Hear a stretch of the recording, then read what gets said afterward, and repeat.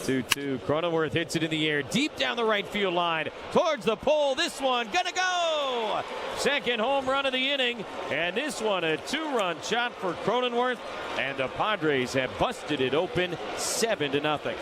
A good Saturday night in Cleveland, Ohio, as the Padres cruise to a 7-0 win against the Cleveland Guardians to even up this 3-game series at a game apiece. Sam Levitt with you inside our San Diego studios. Welcome into our post-game show on the Padres radio network. 7 runs on 11 hits for the Padres in this one. Meanwhile, the Padres give up 1 hit. That was it in this one. Dylan Cease, Jeremiah Estrada, and Yuki Matsui combine for a shutout 1-hitter tonight as the Padres even up this series. They'll play the rubber match of this 3-game set tomorrow in Cleveland. Lot to do on our post-game coverage. We'll hear from Padres manager Mike Shildt. We'll go through all the radio highlights, recap this game in its entirety, and much, much more to come. But the story here tonight, no doubt, begins and ends with the brilliant work of right-hander Dylan Cease, who once again was absolutely terrific. Just a master at work here tonight, picking up right where he left off to end the first half. And we talked about it in the pregame show with Jesse Agler. We talked about how when you make a list of important things for the Padres in the second half of the season, you can definitely put pretty high on that list Dylan Cease being the version of Dylan that we saw early in the season and the version that we saw against Atlanta, his final start before the All-Star break. And he was just as good here tonight. Simply dominant, 7 innings, no runs given up, 1 hit. He faced 1 over the minimum, struck out 10, and walked 1. He took an early 3-0 lead and absolutely ran with it. You look at his last 2 starts, the one against Atlanta to end the first half and the one here tonight in Cleveland.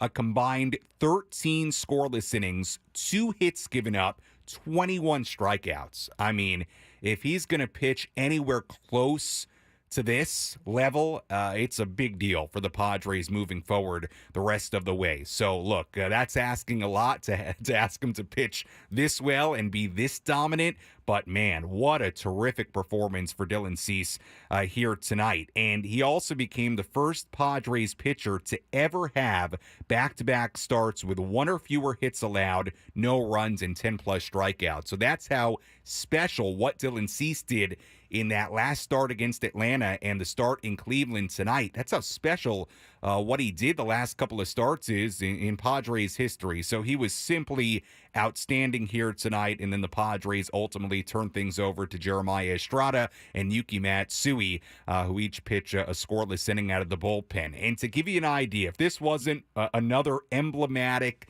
nugget of what the Padres season has been, and the Padres do move back above 500 with this win at 51-50. Guardians drop to 59-38. But how about this? For the first time in Padres history, remember, they lost 7-0 last night. They win 7-0 here today.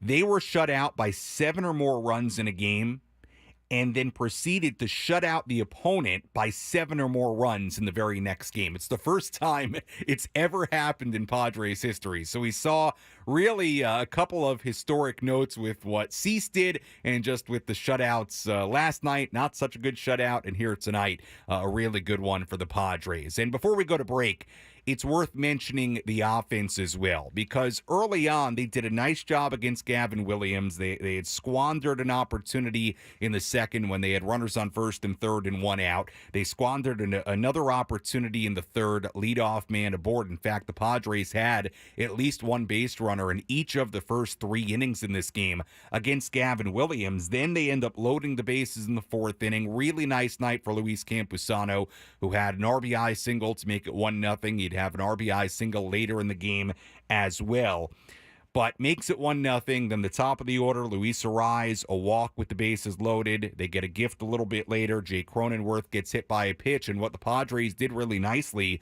in that 4th inning, they just took advantage of what the Guardians gave him and what Gavin Williams gave him, and that was a guy who was wild tonight on the mound, and they found a way to scratch across 3 runs, and with the way Cease was going, that would prove to be plenty in this game. And then what you hope is that what you saw in the eighth inning is the start of this offense waking up a little bit, right? You have the home run from Peralta. You have the 2-run home run later in the inning for Cronenworth. Hey, Luis Camposano, a couple of RBI hits tonight. You hope that's a sign of things to come. Luis Arise had a base hit. Jackson Merrill had a couple of hits in this game. Hopefully a sign of him breaking out of what's been a slow month of July. Xander Bogaerts had a couple of hits, including almost hit a home run the opposite way. Didn't miss a home run by much, so you hope that's a sign of things to come for him. So a lot of good to take away from this game, and ultimately you feel like a much-needed win. The Padres came in losing 7 out of their last 8, sitting at 500, trying to avoid tonight, dropping below 500. They do that, and now Michael King on the mound tomorrow, and the Padres have an opportunity to now win this series, and we'll see if they can do it tomorrow. This is a Guardians team that entered today with the best record in the American League and also been just dynamite at home. They've been an outstanding team at home in Cleveland. So, hey, you know what? If you're able somehow, some way to win the series tomorrow, you'd feel really good about where you're at heading to Washington. Padres have a long way to go before we can say that. They got to play tomorrow. But at the very least, even up this series, and now we turn the page to tomorrow. We'll see if the Padres can now win this series. When we come back, we'll recap this one from start to finish. Again, the final score, Padres 7, Guardians nothing. Our postgame show continues after this on the Padres Radio Network.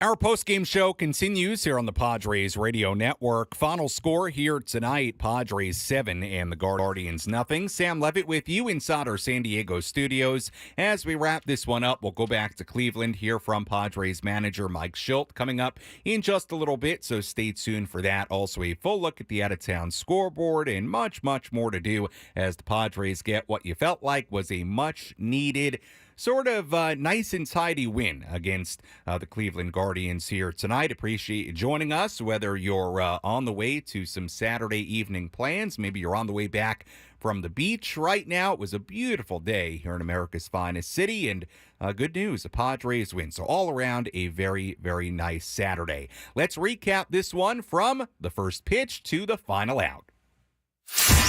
What moments had the biggest impact on today's game? We'll paint you a picture with our game recap on the Padres Radio Network. A couple of right-handers on the mound in this one. Dylan Cease for the Padres, Gavin Williams for the Guardians. Both starting pitchers were throwing up zeros early on, but really doing it in different ways. Cease struck out 5 and had allowed, just one hit through 3 innings. Williams dealt with a one-out base runner in the first, runners on first and third with 1 out in the second, and a leadoff single in the third, but Williams, to that point, had kept the Padres off the board. He couldn't do the same, though, in the top of the 4th inning. The Padres rallied. Jackson Merrill hit a 1-out double. David Peralta walked. Ha-Sung Kim singled. That loaded the bases. Luis Campusano was next. A 1 pitch is lined into left field and a base hit. Merrill will score. Peralta is going to be held as the throw comes in from Kwan. An RBI single Campusano, and the Padres with the first run of the night. They lead it 1-0. Then the Padres received some gifts. Luis Arraez drew a bases-loaded walk to make it 2-0, RBI for Arraez. 2 batters later, Jake Cronenworth was hit by a pitch with the bases loaded. That made it 3-0, RBI for Jake. Williams was done after that. Former Padre Pedro Avila came in and struck out Manny Machado to strand the bases loaded. Padres had a 3-0 lead, and from that point on, the main story became the outstanding work from Dylan Cease. He pitched a 1-2-3 4th inning, worked around a 1-out walk in the 5th, the 1-2-3 6th inning. He retired the side in order in the bottom of the 7th inning. Cease allowed just 1 hit and walked 1 in 7 brilliant innings. He ended up facing just 1 batter over the minimum, 10 strikeouts, 97 pitches. Padres still led just 3-0 heading to the 8th inning. Guardians reliever Spencer Howard on the mound. David Peralta led off. There's the 2-2. Peralta hits it in the air to deep right field. Martinez is back at the wall, looking up, gonna go! David Peralta with his 2nd home run as a Padre. 2nd hit of the night, and they add on here in the 8th inning. It's 4-0. Padres weren't done. Ha-Sung Kim reached on an error. He went to second base on a wild pitch. Luis Campusano at the plate. Padres have added on here in the 8th. Certainly an opportunity for more as this one is hit sharply up the middle and into center field, a base hit. Kim rounding third on his way. Freeman's throw is cut off. An RBI single for Campusano, his 2nd of the night, and it's a 5-0 game in the 8th. Later in the inning, Campusano was still on second base with 2 men away for Jake Cronenworth. 2-2. Cronenworth hits it in the air deep down the right field line towards the pole. This one gonna go! 2nd home run of the inning, and this one a 2-run shot for Cronenworth, and the Padres have busted it open 7-0. A 4-run top of the 8th inning. The bullpen did the rest for the Friars. It was Jeremiah Estrada pitching a scoreless bottom half of the 8th inning. We went to the 9th inning. Padres still up 7-0. Yuki Matsui came on and made it look as easy as 1, 2, 3. Matsui set. Here's the pitch. And Brennan swings, hits it in the air to right center field. Johnson, long run into the gap, has time to get there, makes the catch, and the ball game is over. Dylan Cease and the Padres shut out the Guardians 7-0. A 1-hitter for Cease, Estrada, and Matsui. And the Pods with their first win of the 2nd half, hop back up above 500, and we'll play a rubber game here tomorrow afternoon. A combined 1-hit shutout for the Padres over the Guardians. Excellent work. Dylan Cease, 7 scoreless innings. Estrada, scoreless frame. Matsui, a scoreless frame, and that was that here today. Padres improved to 51-50. Guardians dropped to 59-37, and now the Padres with a nice opportunity waiting for them tomorrow morning as they will try to win this 3-game series in Cleveland. We'll step aside, come back with much more. We have our daily awards to get to. We also have a full look at the out-of-town scoreboard coming up in a little bit, and we'll go back to Progressive Field in Cleveland and hear from Padres manager Mike Shildt. Again, the final here today, Padres 7, Guardians nothing. Postgame coverage continues after these words.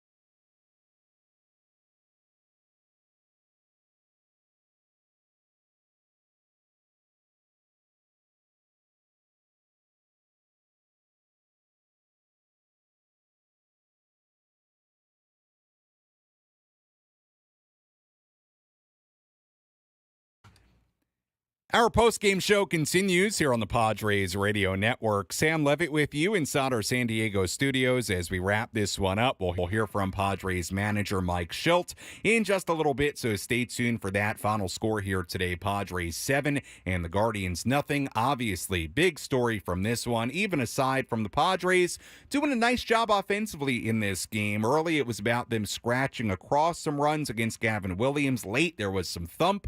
The home run from Peralta, the home run from Cronenworth, but no way around it. The main story here today, the excellent work of Dylan Cease. 7 scoreless innings, 1 hit given up, 1 walk allowed. He struck out 10 on 97 pitches. He faced 1 batter over the minimum. That's how electric, how dominant, how stellar, whatever adjective you want to use, how good Dylan Cease was tonight against this Guardians lineup. There was also good work out of the Padres bullpen in this one. Let's tell you more about that with our relief pitcher of the game.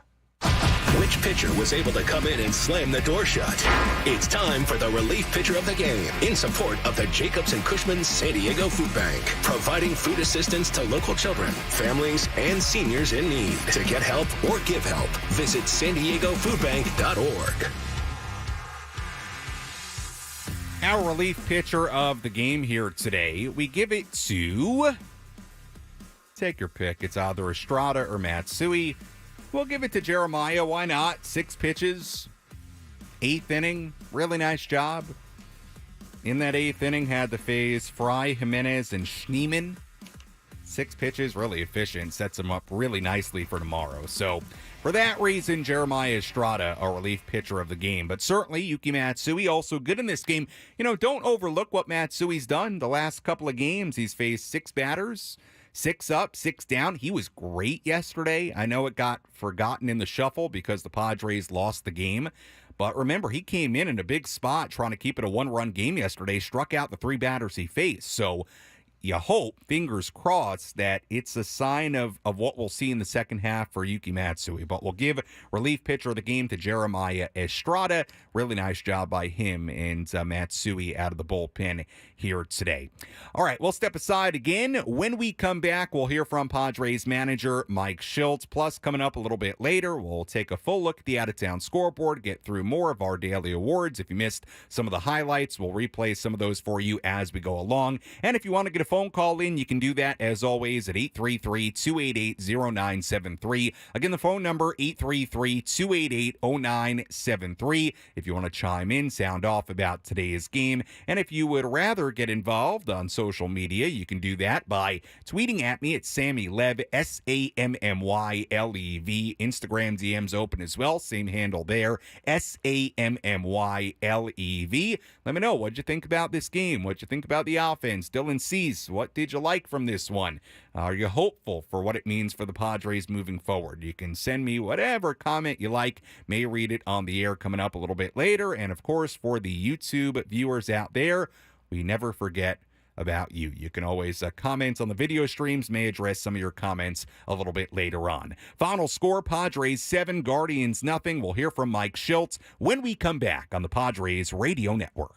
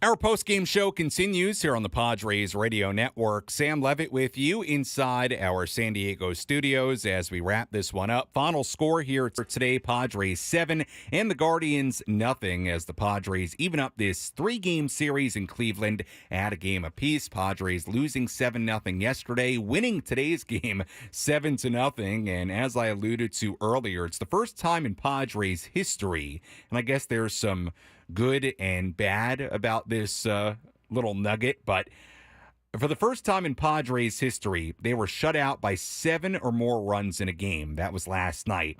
And then proceeded to shut out the opponent by 7 or more runs in the very next game. So that's what the Padres accomplished with the shutout yesterday and the shutout here today. And again, Dylan Cease, the main story from this one, with his outings, the one against Atlanta at Petco Park, right before the All-Star break, and the one here today. It's a combined 13 scoreless innings, 2 hits given up, 21 strikeouts combined between the two outings. He becomes the first Padres pitcher to ever have back-to-back starts with 1 or fewer hits allowed, no runs allowed, and 10-plus strikeouts. So for a number of different reasons, tonight was historic, at least a couple of historic nuggets out of this game, both with what Cease did, both here tonight and against Atlanta, his last start before the break, and with the Padres. And again, there's some good and bad in that shutout nugget with getting shut out yesterday and then getting the shutout of the Guardians here today. All right, let's go back to Cleveland at Progressive Field and hear some post-game reaction from Mike Shildt.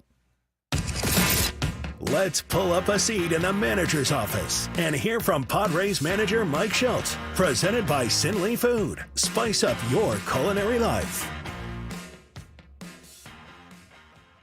Dylan was pretty good. What do you think of him? Thought he was great. Can't ask for much more. I mean, pretty much dominant. Back-to-back outings tonight. Just in complete control. Fastball, serious life to it. Secondary pitch is amazing. Took a little off the slider a little bit tonight, which is effective as well. I thought he was tremendous, A++. For him to do what he's done the last 2 times out against the lineups that he's done it against, what does that say about the pitcher that he is? It says he's pretty dominant, top of the rotation kind of guy that can help you, when you get to the playoffs. Your offense, a couple innings that we haven't seen very much of lately. I know you've seen it a lot this year, but not lately. We have seen it a lot. We haven't seen it much lately. Again, similar to last night, a lot of really good at-bats. Taxes started, but tonight we were able to cash in. Just scratch and call it early and then some big blows later to help us a little bit of everything. But guys in the whole field, a lot of contributors. Campy was good. Crony with the big swing. Peralta continues to have good at-bats. Let's don't overlook Bogey. This guy's taking some really good at-bats. He's really in a good place, and it's nice to have him back in that lineup. I know that you guys have had a lot of contributors in various games, but especially right now, you have one big guy who's out who could make a difference in a lot of situations. A night like tonight with Peralta and the guys that you mentioned, how much do you need that? You talking about different contributors? With we need it. Here. Yeah, we need it. We had it with Toddy. He clearly is a big part of it. We miss him. But that's the way we're really built and how we approach our identity of our offense is being able to do things across the board, 1 through 9, handle the situation, play the game, do what the game calls for. And guys really took good at-bats, got rewarded tonight, and it was just a good team approach. It was a well-played baseball game all the way around. How happy were you to see Josh? Not only was it a big hit to get you guys going, but you've been scuffling a little bit. Yeah, no, Jackson. Jackson, yeah. Jackson was good. First at bat, kind of regrouped a little bit. Boom, down the line. Just a real professional way of going about it, and he was able to get 2 knocks and be a big part of our game today.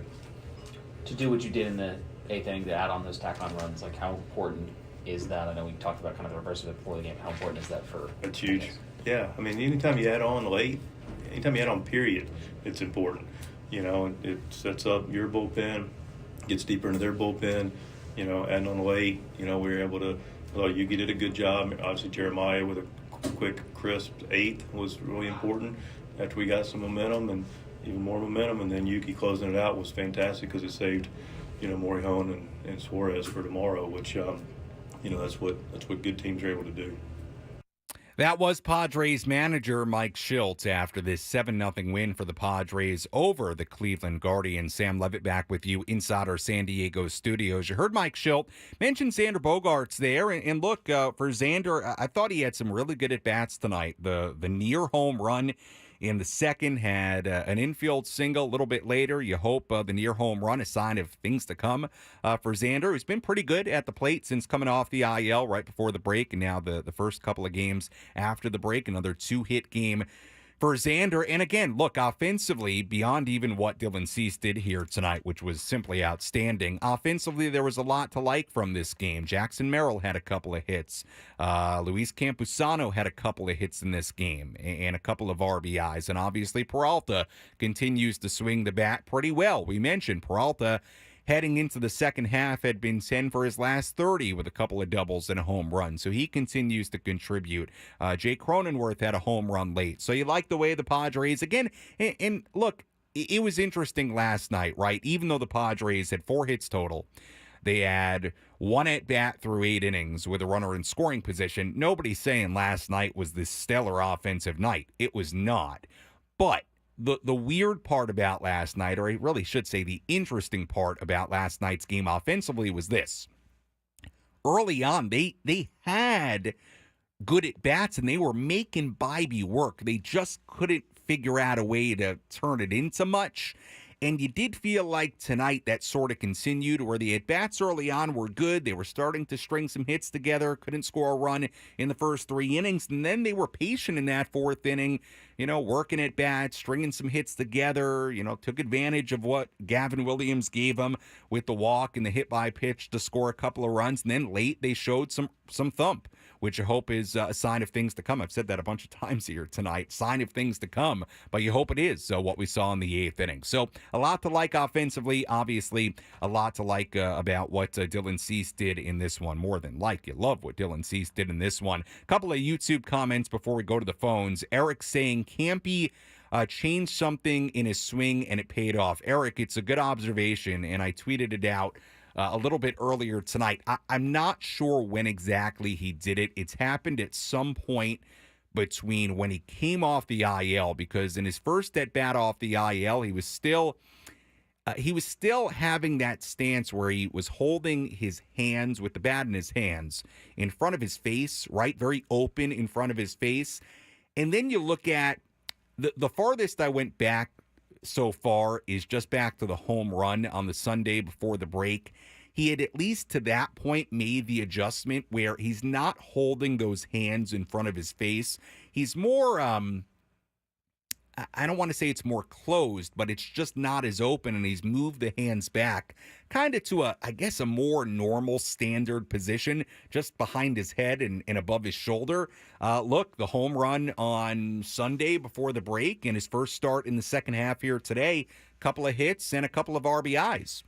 Kind of nice to see that Campy's made an adjustment, and to this point, and again, I haven't really pinpointed exactly when he made that. I'm not sure if that at bat right before the break with the home run was the first time he ever did it. I have to go back and look a little bit deeper. Not that it matters all that much for me to go back and look at every at bat, but the point being, he's clearly made an adjustment, and you hope that what we're seeing is that adjustment working, because it does look different, the stance. There's no doubt there's been an adjustment made. Hope springs eternal, saying this is the second game in a row where Dylan Cease only gave up 1 hit. Yeah, look, he's been terrific. A combined 13 shutout innings in his last 2 starts, 2 hits given up, and he struck out 21. That is not too shabby at all. Let's go to the phones. 833-288-0973 is always the phone number. We go to Ryan calling in from San Diego. Hi, Ryan. You're on the Padres postgame show. What's up? Hey, Ferry. The thing that I really enjoyed about tonight was the production of the bottom of the order. Because when they're getting on base, finding ways to, get on base and, get themselves in scoring position and set up the top and middle of the order for RBI opportunities, they're going to have greater chances to score and put up crooked numbers and, all the stuff regarding to that. So if they can be able to do that down the road, they'll have a pretty good chance of success, I think. Yeah, Ryan, it's a good point about the bottom third of the order here tonight. No doubt about it, and appreciate the phone call as always, Ryan. Good point. You look at the bottom third here tonight, 2 hits for Peralta, including the home run. Ha-Sung Kim had a base hit in this game and a couple of runs scored. And Campusano, like we said, 2 hits with a couple of RBIs. So you look at the bottom 3 guys. They had 5 hits with 3 RBIs and 5 runs scored. You'll take that any day of the week. So good point, Ryan. Good call. Bottom third of the lineup, really, really good here tonight. Certainly a really big part of this win offensively. We'll get back to the phones in just a little bit. 833-288-0973 is always the phone number to call if you want to chime in. Let's take a quick look at the out-of-town scoreboard. Let's take a trip around the Bigs and tell you about the scores you need to know in our out-of-town scoreboard. Presented by Jensen Meat, where great taste meets integrity. We take a look at scores from around the major leagues. We have everything final aside from a few games. Let's tell you about the games going on right now. Brewers ahead of the Twins in the 11th inning in Minnesota, 2-1. So the Brewers trying to hang on to win that game. Red Sox and the Dodgers also in the 11th inning in LA. Top 11, they're tied at 6. So good one in LA right now, 11th inning there. Astros and the Mariners are scoreless in Seattle in the 4th inning. Everything else has gone final. Mets beat the Marlins 1-0 in Miami earlier today. Francisco Alvarez drove in the only run for New York. Luis Severino really good in that game, 6 scoreless innings. Rays beat up on the Yankees 9-1 in New York. Randy Arozarena, couple of home runs.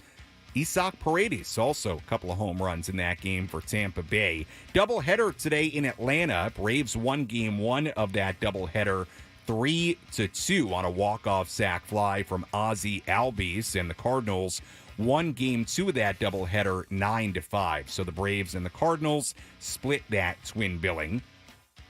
Rockies beat the Giants 4-3 in Colorado. D-backs over the Cubs 3-0 in Chicago. Corbin Carroll, a 2-run home run in that one. Royals over the White Sox 6-1 in Kansas City. Brady Singer really good in that game for the Royals. 7 scoreless innings, or I should say, struck out 7 in a scoreless outing for Kansas City. Orioles beat the Rangers 8-4 in Arlington. Jordan Westburg, a home run for Baltimore in that one. Nationals beat the Reds 5-4 in D.C. Pirates over the Phillies 4-1 in Pittsburgh. O'Neal Cruz, a home run in that game for the Pirates. They've won 2 in a row over Philly. A's beat the Angels 8-2 in Oakland. Brent Rooker, a 3-run home run in that game for the A's. I'll tell you what, Brent Rooker is going to be one outstanding pickup for some team at the deadline.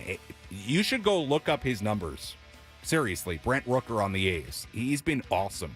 3-run home run as Oakland wins it over the Angels. Tigers beat the Blue Jays 7-3 in Toronto. Jake Rogers, a grand slam in that game for Detroit. And that is a full look at the out-of-town scoreboard on this Saturday across the major leagues. All right, we'll have our player of the game and our play of the game coming up in just a little bit. Let's squeeze in one more call in this segment. We go to Micah calling in from Vista. That's what I have on my board. Is this Micah calling in from Vista? Yeah, it is. All right, we got it right. Okay, Micah, you're on the air. What's up? Yeah, hey, so I was sitting here driving down the freeway thinking about a couple things real quick. Xander Bogaerts, the Tatis injury thing. Is this all part of the curse in San Diego? I just want to know your quick take on it. Is this something that's going to turn around and we're going to have a happy ending at the end of the season, or is this all part of the curse? Micah, I'm confused by the question. What exactly are you asking me? All the money that we paid Xander Bogaerts, and there's all these players. We're at the top of the league with, well, I don't even know if we're at the top of the league now with payroll, but what do you think of him coming to San Diego?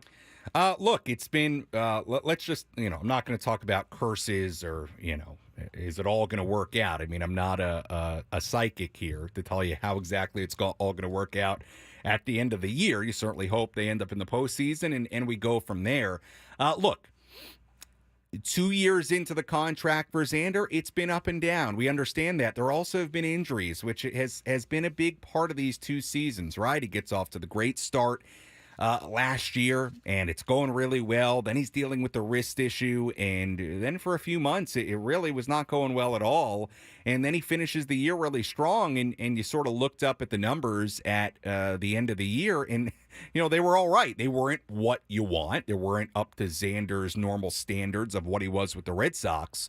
But, you looked up, and actually the numbers overall were like, kind of hovering around an okay level. And then this year, look, he got off to a really, really tough start. The injury happens in Atlanta. And now for me, we see, he has a real opportunity, Xander, in the final couple of months here to really put his stamp on this team, I think, right? And be the kind of impactful offensive player that he was in Boston. He has a real opportunity, healthy, to do this over the next couple of months. And, you mentioned Fernando. With Fernando out for some period of time here, we don't know when Fernando's coming back yet. And we know the Padres have dealt with a ton of injuries. This is a really big opportunity for Xander Bogaerts in the final couple of months here to help lead this team and really help carry this team to the postseason. They need him to be the guy he was with the Red Sox and be really, really impactful day in, day out offensively. He's looked pretty good so far coming back from the IL. I don't think, when you miss as much time as he did, that it's going to be automatic, or at least you can expect it to just be automatic to come back and rake. He's looked pretty good. But there's no doubt about it, in the first 2 years here, there's a really nice opportunity for Xander in these next couple of months to really, really help lead this team to where they want to go and have the kind of impact that the Padres, hope he can have, not just for the next 2 months, but for years to come. He's going to be here a long time. So, look, there's no way around it. The first couple of years here have been up and down. There's also been, injuries included. But I'll tell you what, he's got, again, a real good opportunity in the next couple of months to make his stamp on this team. I really believe that, and he is a really, really good player. Like, I don't want to forget how great this guy was in Boston for a really long time. Okay, he was great, like really, really great, and I do believe that's in there for Xander Bogaerts. And if you're a Padres fan, I think you have to hope that's in there for Xander Bogaerts, because he's somebody the Padres gave a lot of money, and he's somebody who's going to be here for a long time.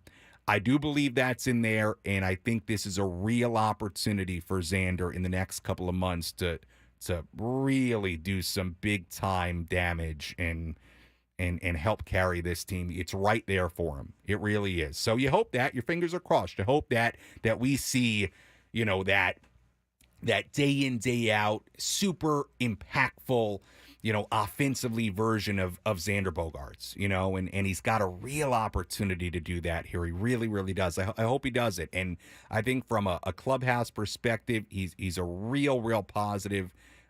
He's somebody who's won World Series before. Like, I am still super high on Xander Bogaerts. Put it that way. I know it's been up and down. There have been injuries. But I am very high on Xander Bogaerts and what he will ultimately be and do in a Padres uniform. I got a lot of belief in that guy. I really do. So I know it's, been less than what you hope for to this point. There have also been, I think, significant injuries in there mixed into the story so far as well. But count me in as somebody who has not sold any of my Xander Bogaerts stock. I'm still very, very bullish on what he's going to be ultimately in a Padre uniform. Let's go to Donovan calling in from Poway. Hi, Donovan. You're on the postgame show. What's up? Hi, how are you? I just wanted to continue on the point that you were already heading on. I know the previous caller had a concern about Xander Bogaerts, and I just wanted to piggyback off of what you were just saying. Xander Bogaerts is a career 280 hitter. That's what we paid for, and that's what we got. He's a second baseman. Obviously, that's not a traditionally offensively powerful position. So to have a career 280 hitter there, it's going to be a big plus for us. He started off his career with the Padres pretty hot. He struggled with some injuries, but I'm very bullish on this guy. Come postseason, he's got that pedigree. He's been there before. He'll do it. And I'm really excited to see what he's going to bring to San Diego. I know a lot of the fan base isn't familiar with him, being from the AL and not playing well with us. but don't hang your hat on this guy quite yet. I'm very bullish and excited to see what he's going to bring, and I'm hoping that he's going to turn everyone on the fan base's opinion around and show them what we paid for. Yeah, Donovan, appreciate the phone call. And look, you kind of echoed what I just said, and I agree with you. Look, I again, he's got to go out there and do it, but, I'm put it this way, very intrigued to see what, assuming he's healthy, what the next couple of months are in a situation for Xander where they need him in a big, big way. They need him to be the Red Sox version of Xander Bogaerts. And look, I think the wrist issue last year played a big role in what we saw for months. There's no way around it, right? I mean, it was clearly something that was bothering him. Then he shows up, he gets off to a slow start this year. He deals with the shoulder. Look, there's been, there have been some valleys, and some peaks too. What he did the very start of last year, what he did towards the end.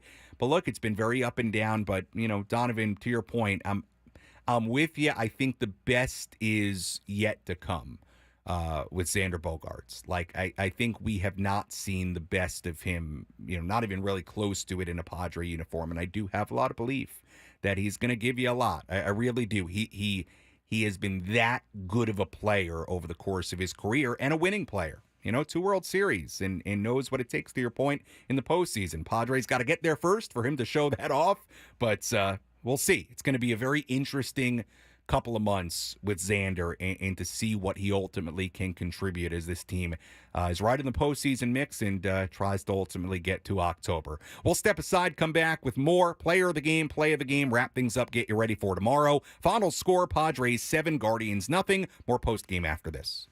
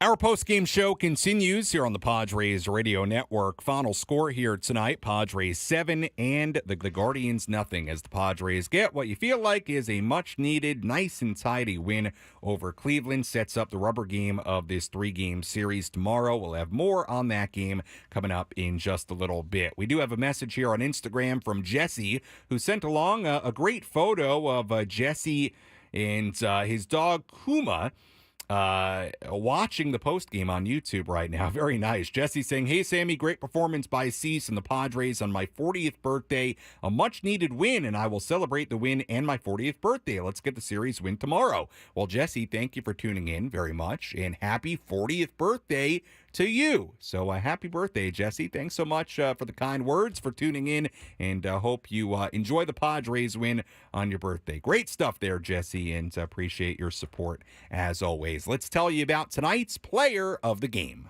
Which player had the biggest impact on today's game? Let's find out who is today's player of the game. Presented by Valley View Casino and Hotel. Catch every game at Patties and Pints. Plus, enjoy $4 beer every Thursday. Visit valleyviewcasino.com today. Our player of the game here tonight, no doubt about it, got to be the dazzling, dealing Dylan Cease. Terrific work here tonight. 7 scoreless innings, 1 hit given up, 10 strikeouts, walked 1, 97 pitches, faced 1 batter over the minimum. He was absolutely dominant here tonight. So no doubt, Dylan Cease, our player of the game in this 7-0 win for the Padres. And we've told you a couple of notes about Dylan Cease and what he did his last couple of starts. How about this one? This is from OptaStats on Twitter. This was the 4th time this season where Dylan Cease went at least 7 innings while allowing no more than just 1 hit. That ties Hall of Famer Pete Alexander for the most such outings by any major league pitcher in a single season in the modern era. And Pete Alexander did that more than 100 years ago in 1915. So that is how, I think what that tells you, and it's not breaking news here, but what that tells you is Dylan Cease, when he's good, he is really good. It's almost a little Blake Snell-ish, right? Like, I don't know. It's a hard comparison. I don't know that the ups and downs are as kind of dramatic as what we saw at times with Blake. And I also don't know that Dylan is as wild as Blake can be with the walks. He's really not, day in, day out, start in, start out.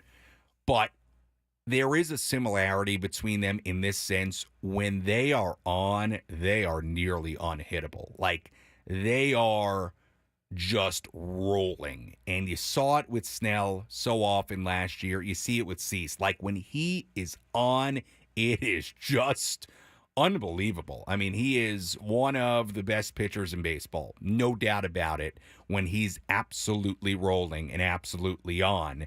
And look, is it fair to expect Dylan Cease to be this dominant the rest of the year? Probably not, right? The way he's been against Atlanta before the break, what he was here tonight. But we said it earlier, we said it during the pregame.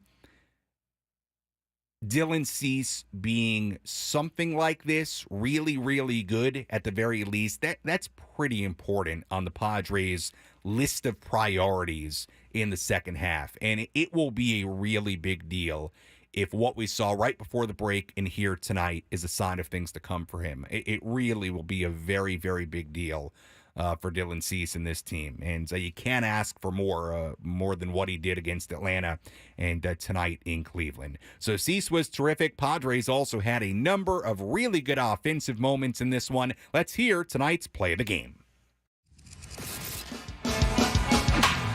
What was the crucial play that determined who came out on top? This is today's play of the game, presented by Bill Howe Plumbing, Heating, and Air. A 1 pitch is lined into left field and a base hit. Merrill will score. Peralta is going to be held as the throw comes in from Juan. An RBI single Campusano. And the Padres with the first run of the night. They lead it 1-0. Our play of the game here tonight, Luis Campusano, RBI single, made it 1-0. And let's say the Padres pitching did the exact same tonight.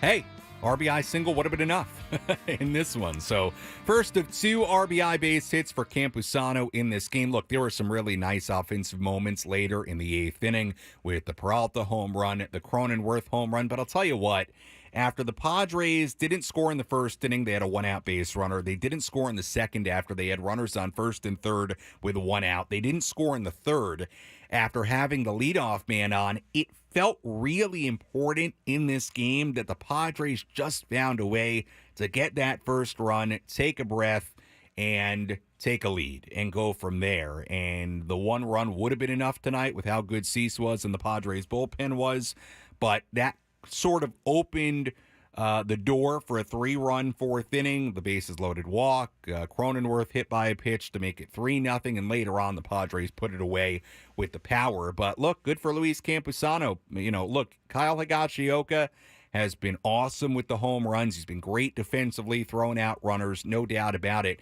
But having Campy, step forward in the second half and be a real productive offensive player, that would be really nice. It really would. You would love for Higgy and Campy to, let's say pretty much be split in time or somewhere close to it and both be really doing good things offensively. That would be ideal for the Padres. So you hope a sign of things to come for Campy. I've said a sign of things to come about 20 times during this postgame show, so tomorrow I'm going to have to put the phrase sign of things to come in timeout or something like that. But hey, Campy, the big hit tonight, 1-0 game with the RBI single, and the Padres went on from there. All right, as always, if you missed any of our post-game show, you can go back and listen to all of it on the Inside San Diego Baseball podcast with Sam Levitt, available on the Odyssey app or wherever you find your podcast. You can also go back on the 97.3 The Fan YouTube channel and watch any portion of our post-game show there once we are off the air. Tomorrow, it'll be the rubber match of this 3-game series between the Padres and the Guardians. First pitch tomorrow, bright and early, 10:40 a.m. We'll be with you for our EcoWater SoCal Padres pregame show at 9:40. Little Padres and pancakes tomorrow on a Sunday. Right-hander Michael King on the mound for the Padres. Right-hander Ben Lively on the mound for Cleveland. Again, first pitch at 10:40. Pregame coverage begins at 9:40. Taking a look at the final totals in this one tonight. For the Padres, 7 runs, 11 hits, no errors. They left on 10. For the Guardians, no runs, 1 hit, 1 error. They left on 1. Dylan Cease, the winner. He's now 9-8. Gavin Williams, the losing pitcher. He's now 0-2. Time of game, 2 hours, 35 minutes. And the crowd at Progressive Field in Cleveland, Ohio, a sellout, 37,485. We're on the air tomorrow at 9:40 a.m. First pitch at 10:40. Until then, for our great studio coordinator, Frank Marchese, I'm Sam Levitt saying so long and good night from inside our San Diego studios. Again, the final score here tonight, the San Diego Padres 7 and the Cleveland Guardians 0. We'll talk to you tomorrow morning on the Padres Radio Network. Have a great rest of your Saturday night.